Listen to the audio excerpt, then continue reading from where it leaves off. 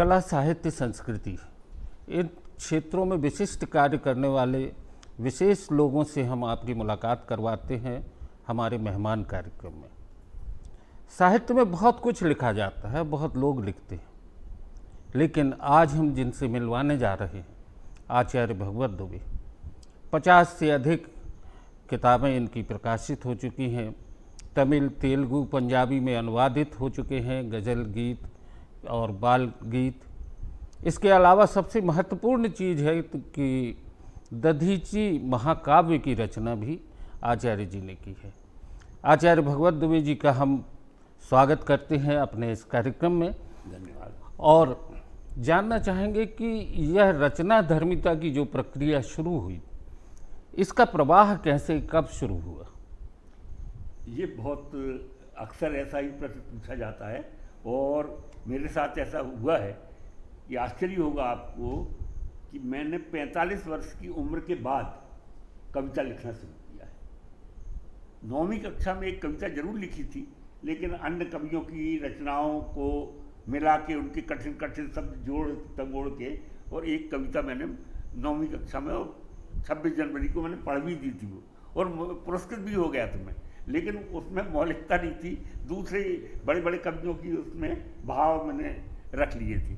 इसके बाद मैंने कभी कोई रचना लिखी ही नहीं। फिर 44-45 वर्ष की उम्र के बाद में यहाँ गोष्ठियाँ होती थी और उन गोष्ठियों में हमें बुलाया जाता था। हम श्रोता की दृष्टि से जाते थे, लेकिन हम टोका टाकी कर देते थे। बाद में ये हुआ कि मुझसे भी कहा गया कि आप एक रचना दे दो, क्योंकि हम एक पत्रिका छाप रहे, गढ़ा से पत्रिका छपने वाली थी। 25 रुपये उसका शुल्क था सहयोग राशि के आधार पर। हमने 25 रुपये भी दे दिए, लेकिन कविता लिखना बड़ा कठिन था। तो एक प्रोफेसर राजेंद्र ऋषि थे, वो पीछे लग गए मेरे, और गेंद्रलाल विश्वकर्मा। मैंने एक कविता लिखी। अब वो कविता श्रृंगार रस पर थी, क्योंकि मैं संस्कृत साहित्य का विद्यार्थी था, तो श्रृंगार जरा उसमें घनघोर था। अब वो चाहे जहाँ उसी रचना की डिमांड होती थी वही मांगी जाती थी। तो इस तरह से जब मेरा भी उत्साहवर्धन होने लगा कि भाई मैं तो बहुत अच्छा लिख सकता हूँ, लेकिन फिर धीरे धीरे वो रचना तो आज तक कहीं छपी नहीं मेरी, और मैं भूल भी गया उसके शब्द। लेकिन ये कि अब लिखने की जो ललक शुरू हुई, तो मैंने फुटकर कविताएँ लिखना शुरू किया, और 6 महीने बाद में मैंने दधीच महाकाव्य लिखना शुरू कर दिया था, और करीब 1 साल में लिख गया था वो महाकाव्य। आखिर इसका क्या है, क्या होता है? महाकाव्य का नायक धीरोदात, धीर प्रशांत, धीर प्रवर ये होते हैं। उनमें से हमने दधीच को लिया। वो हमारे पिताजी जो थे फागन सुनाते, पढ़े लिखे नहीं थे, लेकिन ऐसे एक से एक किस्से महाभारत के और रामायण के उनके पास में रहते थे कि वो वीर रस की जो सुनाते थे या बलिदान के त्याग की, तो उनकी मुझे याद थी कि वो दधीची ऋषि के बारे में बताते थे कि दधीची ऋषि ने एक बार अपने जीवित थे और इसके बाद अपना दान कर दिया देह का, और उससे वज्र बना जे वो। तब मैंने उस पात्र को लिया। मैंने कहा बहुत गजब है, पौराणिक है ही संदर्भ भी, तो उसको लेके मैंने उसको बढ़ाया।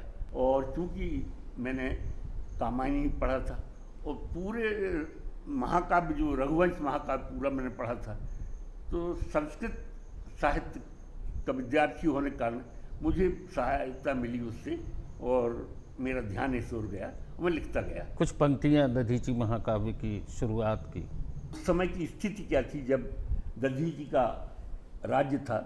उस समय कि वेद पाठी कीर ग्रह ग्रह में पले, कीरंतोता, वेद पाठी कीर ग्रह ग्रह में पले, गीत गाती सारिकाएँ भी भले, गीत गाती सारिकाएँ थी भले, मधुर वाणी में से अति सत्कार कर, पालनों के शिशु खिलाती प्यार कर, पत्र वाहक पले पारावत कुशल, देर करते थे नहीं वे एक पल, भेजते संदेश ये गंतव्य पर, ध्यान देते नृप प्रजा मंतव्य पर, ज्ञान चर्चा के लिए चौपाल थे, भाग लेते वृद्ध युव आवाल थे, देश में गुरु वृद्ध का सम्मान था, उच्चताओं का नहीं अभिमान था, राज्य का वरदान था उद्योग पर, थी नहीं कुछ रोक वैभव भोग पर, कि उच्च उच्च पद सबके लिए सर्वत्र थे, योग्यता के मात्र बंधन अत्र थे।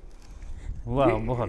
दसी जी के दधीची महाकाव्य के अंत, एक महाकाव्य की रचना शुरुआत के बाद अंत होने तक क्या प्रक्रिया रही, बिल्कुल। क्या रचना प्रक्रिया रही? सर्वप्रथम तो महाकाव्य का जो नियम है कि इसमें वंदना होती है, ईश वंदना से, जिसको मंगलाचरण से प्रारंभ किया जाता है।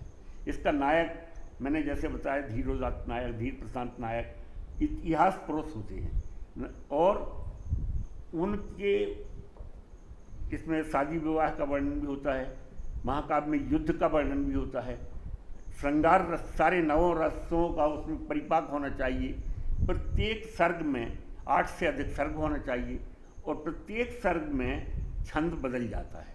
तो मैंने भी यही किया है और अंत में उसका निष्कर्ष ये होना चाहिए कि समाज कल्याण उसकी भावना होना चाहिए, कि समाज कल्याण के लिए उसका मूल उद्देश्य महाकाव्य का होना चाहिए कि समाज कल्याण हो और उसी भावना से लेकर समाज कल्याण की भावना भाई वृत्तासुर को मैंने आतंकवाद से जोड़ के वर्तमान परिप्रेक्ष्य में लिया है। वृत्तासुर आतंकवादी था और उसने जगह जगह मतलब ध्वस्त, कहीं घर बार, कहीं पर ध्वस्त यज्ञशालाएँ आदि आदि, चाहे जहाँ आतंक मचा था, ऋषि भाग रहे थे, उन सब राजा थे दधीची, ये रघुकुल के राजा थे, सीवी, दधीची, हरिचंद, नरेशा, ये इनके उल्लेख आया है। तो ये थे रघुकुल के। तो वैसे प्रतापी राजा का हमने उसका लिया और उन्होंने फिर तपस्या की, अलग अलग राक्षसों को मार भगाया। एक लंबा समय रहा होगा जब दधीची महाकाव्य की रचना हुई होगी, और कितना समय लगा आपका इस? देखिए, मैं इस मामले में 1 साल के भीतर ही मैंने लिख लिया था पूरा, लेकिन छपने में 12 साल लगे, क्योंकि 1-2 जगह धोखा भी खा गया, मेरे पैसे भी खा गए लोग, मैं जानते नहीं था और छपा, और डर ये था कि कोई मेरी ले न जाए, एक ढंग से बड़े मुश्किल से छप पाया। पांडुलिपि के गुम जाने का भी अच्छा, खतरा था। पांडुलिपि मैंने 5-5 बार हाथ से लिखी। दर्शकों, एक लंबी प्रक्रिया महाकाव्य की रचना की रही और आचार्य जी ने सिर्फ महाकाव्य नहीं, बुंदेली दोहे, खड़ी बोली की गज़लें, गीत, बहुत कुछ लिखा है। इस बीच में ये जो 12 साल का एक समय बीता, उसमें और क्या क्या रचनाएं आपके साथ जुड़ती चली गई? हाँ, उसमें मेरा लेखन तो निरंतर चलता रहा। सबसे पहली मेरी रचना प्रकाशित होती स्मृति गंधा, मेरी पत्नी का निधन हुआ और उस निधन के बाद में एकदम टूटने लगा लेखन, कुछ दिन तो बंद रहा। फिर मैंने उन्हीं के ऊपर शोक गीत लिखे, जो भारत में शोक गीत कम लिखे गए हैं, वो मैंने स्मृति गंधा किताब लिखी और जब उनकी पहली ही बरसी पड़ी पुण्यतिथि, तो उस समय वो छप आई। यानी प्रकाशन की दृष्टि से मेरी पहली कृति स्मृति गंधा है। फिर इसके बाद निरंतर लेखन चलता ही रहा और शंखनाद कल की एक कृति आई, ये प्रणय ऋचाएँ आई, चुभन आई, गजल संग्रह चुभन। हिंदी भाषा में बहुत विविधताएं हैं, बहुत कुछ है। और कविता और साहित्य के क्षेत्र में अगर देखें तो कविता पद्य में कई तरह के अलग अलग दोहे, छंद, मुक्तक ये लिखे जाते हैं। तो आपने अपना मुख्य किसको लक्ष्य बनाया कि कविता अकेले लिखना है कि छंद और मुक्तक? मैंने तो सारे छंदों पे किताब लिखी हैं, यानी दोहा छंद पे मेरी 14,000 दोहे लिखे मैंने। एक आध कोई दोहा छंद आप? दोहा सुना देता हूँ, दोहा छंद का सुन लो जी। किस विधा का सुना दूँ ये बता दूँ आपको, जो दर्शकों तक पहुँचे। खैर, रात रात भर जाग कर गोदे पृष्ठ हजार, रात रात भर जाग कर गोदे पृष्ठ हजार, दोहे लिख पाया मगर मुश्किल से 2-4। वाह। एक मजदूरों के ऊपर जो देखिए एक दोहे को, कि इंजन को चलवा रहा, इंजन को चलवा रहा जिनके तन का तेल, इंजन को चलवा रहा जिनके तन का तेल, चलकर उनके पेट पर दिल्ली जाती रेल। वाह वाह। और क्यों खिलाफ सरपंच के तूने दिया बयान, क्यों खिलाफ सरपंच के तूने दिया बयान, अरे सत्यवादी हुआ नाहक लहू लुहान। निश्चित है कि एक कविता की पूरी कल्पना, एक दोहा, एक रचना प्रक्रिया के बीच में एक कवि बहुत कुछ अपने भीतर महसूस करता है समाज की घटनाओं पे और उन पे। तो ऐसी बहुत सी घटनाएं होती हैं जिनमें कि कहीं ना कहीं आपका मन कविता लिखने के लिए विचलित होता होगा। तो ऐसी कौन सी बड़ी घटना थी जिसको लेके आपको कई दिनों तक एक कविता ने परेशान किया होगा कि ये लिखी जाना चाहिए? अब जैसे कोरोना काल था, कोरोना काल में बहुत पूरे भारतवर्ष में, पूरे विश्व में मतलब महामारी ने तबाह कर दिया था लोगों को। लोग शंका की दृष्टि से एक दूसरे को देखते, कोई सद्भावना देने के लिए भी आ रहा था तो लोग बाहर ही से सोचते ना आए, हमारे घर तो ज़्यादा अच्छा है। ऐसी विषम परिस्थिति में और लोग छिन भी गए, बड़े बड़े साहित्यकार चले गए हमारे साहित्य जगत के भी, और बड़ी बड़ी हस्तियाँ चली गई उस कोरोना में। तो बेबस होकर मुझे पूरी किताब ही फिर मैंने कोरोना पे लिखी, कोरोना विकराल।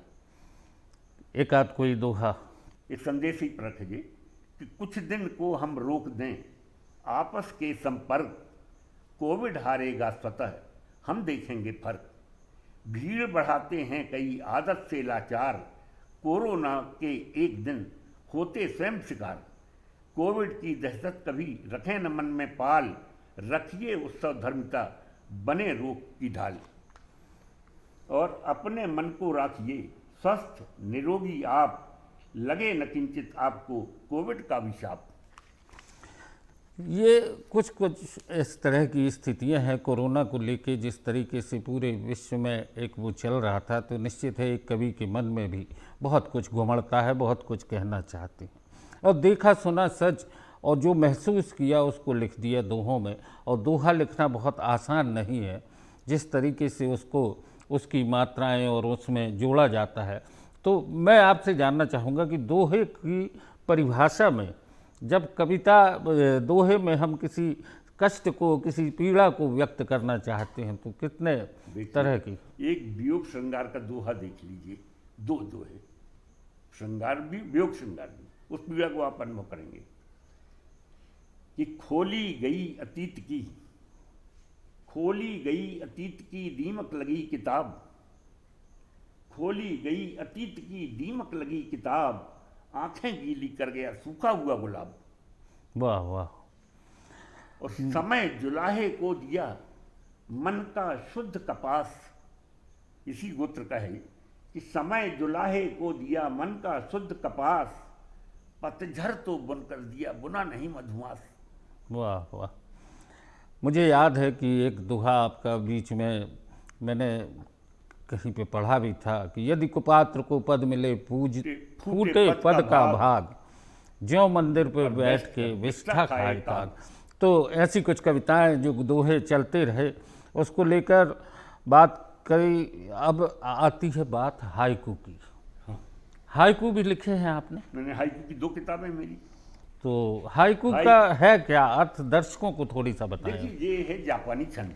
अब ये जी इसको लेके आए, कुछ लोग दूसरों को श्रेय देते हैं, और इसमें 5, 7, 5 वर्ण अक्षर गिने जाते हैं, इसमें मात्राएं नहीं गिनी जाती, आधा अक्षर नहीं गिना जाता, और 5, 7, 5 3 पद का रहता है, पहले 5 फिर दूसरे में 7 फिर 5, इस ढंग से। गोपाल दास नीरज ने एक बार उनका इंटरव्यू लिया जा रहा था और उनसे अंत में पूछा कि दादा इस समय आप क्या लिख रहे हैं? तो उन्होंने कहा इस समय हाइकू लिख रहा हूँ मैं, और ये जापानी छंद है आदि आदि उन्होंने बोला। दूसरे दिन मैंने उनको किताब पोस्ट कर दी, मेरी पहली छप चुकी थी, क्योंकि मुझे मज़ा आ गया कि यार चलो हाइकू लिख रहे हैं जी, तो मैंने ये किताब उनको भेज दी। इसके बाद उन्होंने मुझे पत्र लिखा, फ़ोन किया, पहले बड़ी तारीफ की उन्होंने हाइकू की, तुमने बहुत अच्छे हाइकू लिखे। तो मैंने कहा कुछ लिख दीजिए आप, तो उन्होंने। नीरज जी की चर्चा आपने की, उनको गीतों का राजकुमार भी कहा गया, और नीरज जी के गीत आज भी गूंजते हैं। तो गीत भी आपने लिखे हैं खूब, और नवगीत भी लिखे हैं। तो गीत और नवगीत में क्या फ़र्क है? हाँ ये बात कही। गीत पारंपरिक होते हैं, उसका लहजा पारंपरिक होता है, उसमें श्रृंगार भी होता है और सभी कुछ होता है। लेकिन नवगीत का जो एक पैटर्न है, नवगीत खड़ा हुआ है नई कविता के बराबरी में समकक्ष। क्योंकि नई कविता का जब आंदोलन शुरू हुआ तो नई कविता वालों ने गीत को तो पछाड़ दिया और मरा घोषित कर दिया कि गीत नाम की कोई चीज़ है ही नहीं है। और अब उससे नई कविता के, और उन्हें गद्य में कहना है, जो कुछ कहना है गद्य में कह रहे हैं, धड़ाधड़ जो कुछ भी कहना है उन्हें, कोई बंधन तो है ही नहीं कि छंद का बंधन हो, कहाँ से कुछ करना है। तब नवगीत आंदोलन शुरू हुआ और नवगीतकार जो समर्थ छंदकार थे, जिन्हें छंद का पूरा ज्ञान था, जो गीतकारों में भी श्रेष्ठ थे, उन्होंने नवगीत लिखना शुरू किया और उसी के समकक्ष ने नवगीतों को खड़ा कर दिया लाके। आचार्य जी, एक बड़ी चीज़ होती है, सिर्फ जीवन में साहित्य लिखना और साहित्य के से जुड़े होना ही महत्वपूर्ण नहीं होता। आपकी पूरी आजीविका का जरिया फिर क्या रहा?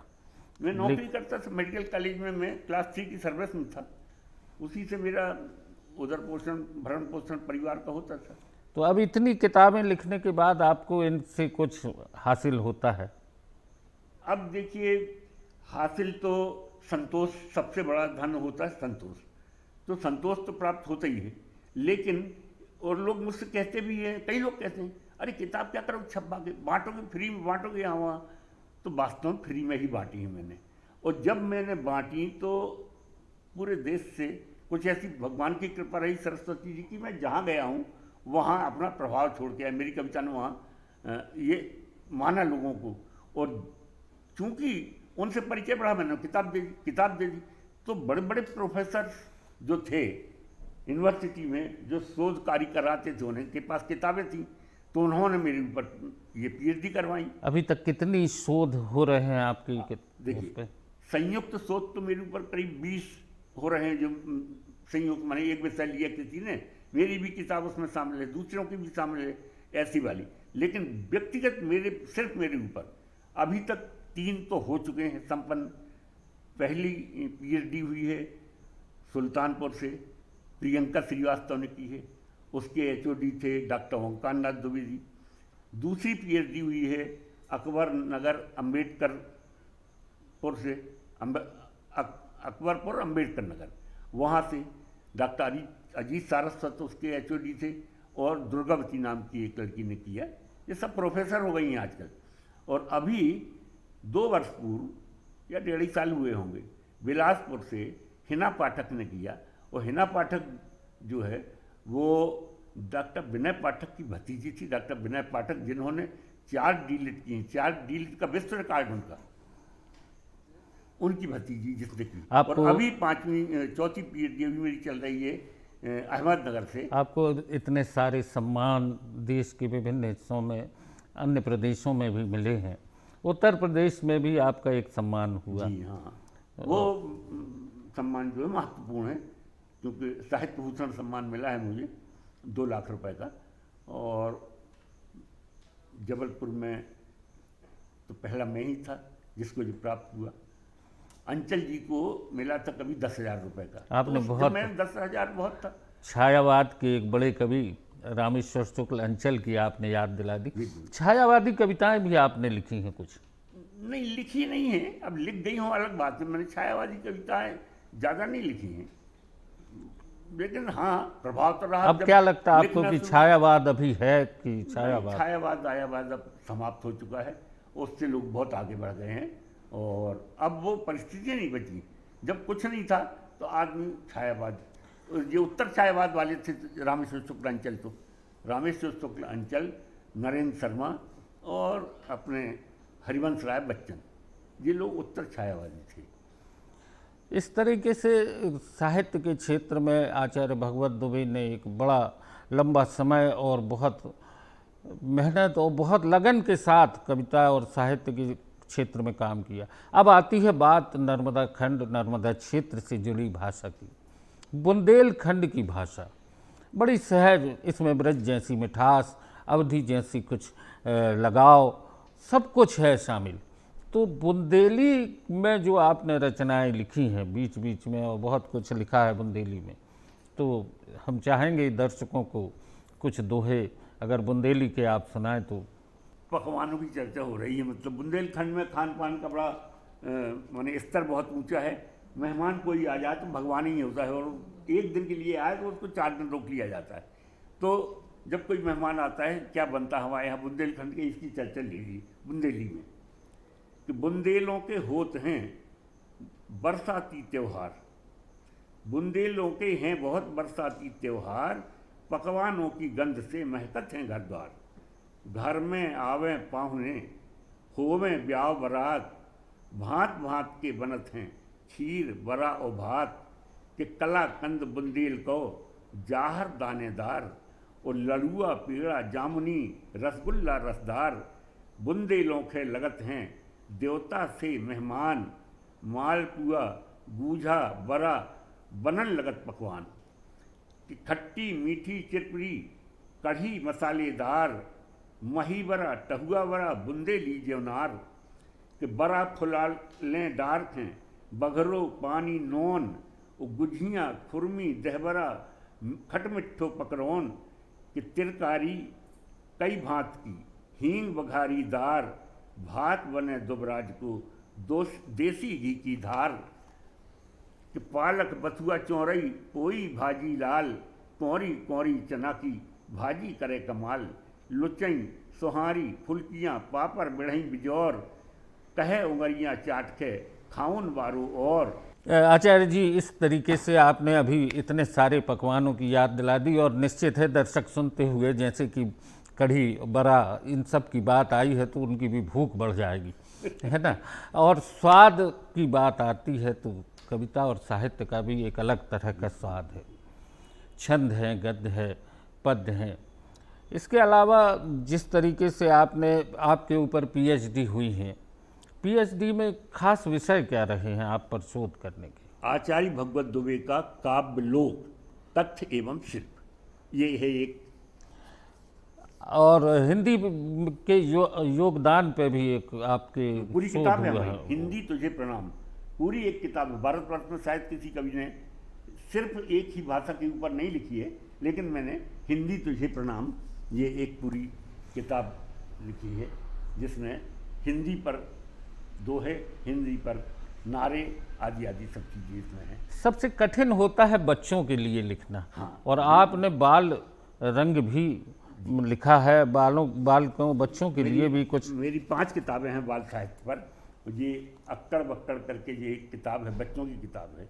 आचार्य जी, ये कविता साहित्य कला और संस्कृति का क्षेत्र बड़ा व्यापक है। एक व्यक्तिगत जीवन से जुड़ा आपका बात है कि आजकल जिस तरीके से सोशल मीडिया आ चुका है, पहले ये लेखन था, डिजिटल इंडिया की तरफ हम बढ़ रहे हैं, तो आपकी पुस्तकें क्या डिजिटल उसमें भी आ चुकी हैं?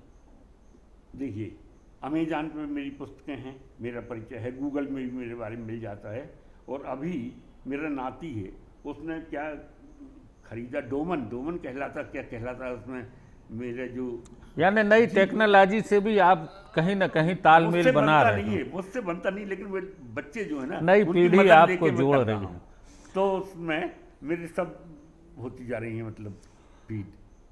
दर्शकों, एक कवि, एक कलाकार, एक साहित्यकार, ये जब कुछ करते हैं समाज के लिए तो निश्चित तौर पर वे एक बड़ी साधना का क्षेत्र होता है। उनकी लगन और उनकी साधना हमें कहीं ना कहीं उस लक्ष्य की तरफ ले जाने के लिए प्रेरित करती है, जिसमें कि हम दुनिया में अपने आप को मनुष्य होने का गर्व के साथ कहने का सामर्थ्य रख सकें। आज हमारे बीच आचार्य भगवत दुबे हमारे मेहमान कार्यक्रम में उपस्थित थे। अगले कार्यक्रम में हम फिर किसी ऐसी ही विशिष्ट शख्सियत के साथ उपस्थित होंगे। आचार्य जी धन्यवाद, और दर्शकों आपको भी धन्यवाद।